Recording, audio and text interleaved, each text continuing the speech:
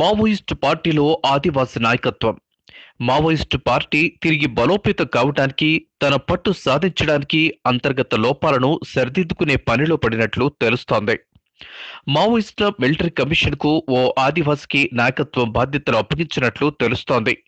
ఛత్తీస్గఢ్లోని సుకుమా జిల్లా పువార్తికి చెందిన మడవి హిడ్మా మావోయిస్టుల కేంద్ర మిలిటరీ కమిషన్ ఇన్ఛార్జిగా మారినట్లు సమాచారం. కేంద్ర కమిటీ కార్యదర్శిగా నంబాల కేశవరావు అలియాస్ బస్వరాజ్ పార్టీ పగ్గాలు చేపట్టిన తర్వాత నక్సలైట్లు దూకుడుగా వ్యవహరిస్తున్నారని భావిస్తున్న క్రమంలో హిడ్మా మిలిటరీ కమిషన్ కి ఎంపికయ్యారు. 9 ఏళ్ల క్రితం డోర్నపాల్ సమీపంలోని చింతల్నార్ వద్ద 76 మంది సిఆర్పీఎఫ్ జవాన్లపై దాడి ఘటనలో సూత్రధారిగా పేరొందిన హిడ్మా మావోయిస్ట్ మిలిటరీ నాయకత్వాన్ని కీలక సమయంలో చేపట్టనున్నట్లు సమాచారం. దండకారణ్యంలో శత్రువు వెన్నులో వణుకు పుట్టించిన హిడ్మా మావోయిస్టు చరిత్రలో అగ్ర నాయకత్వానికి ఎదిగిన మొదటి ఆదివాసి కావటం గమనించదగ్గ విషయం.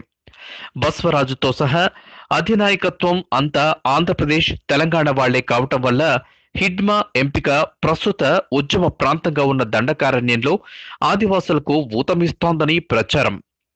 మావోయిస్టు పార్టీ అధిష్టానం భావించి హిడ్మా కీలక బాధ్యతలు అప్పగించినట్లు తెలుస్తోంది. ఇప్పటి వరకు కేంద్ర మిలిటరీ కమిషన్ కు బస్వరాజ్ ఇన్ఛార్జిగా వ్యవహరిస్తున్నారు.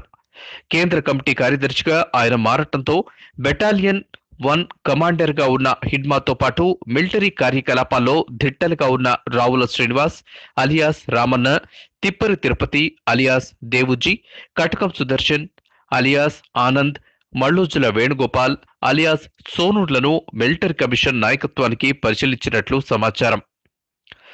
దండకారణ్యంపై పట్టున్న హిడ్మా పలు దాడుల ఘటనలో హిడ్మా సూత్రధారి మావోయిస్టు పార్టీ బలోపేతం చేస్తాడనే నమ్మకం.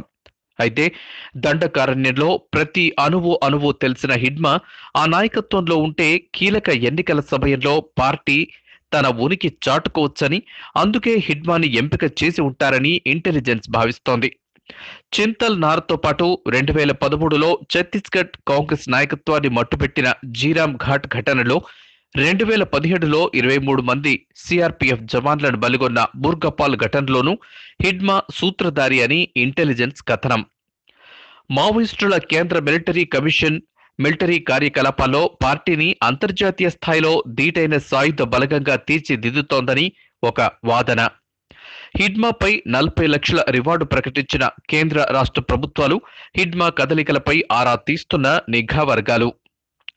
కేంద్ర మిలిటరీ కమిషన్ గెరిల్లా కార్యకలాపాలకు దిశానిర్దేశం చేస్తూ మిలిటరీ వ్యూహాలను ఎప్పటికప్పుడు రచించడమే కాకుండా పార్టీకి ఆయుధాల కొనుగోలు, సరఫరా చేసే పనిలో నిమగ్నమవుతోంది.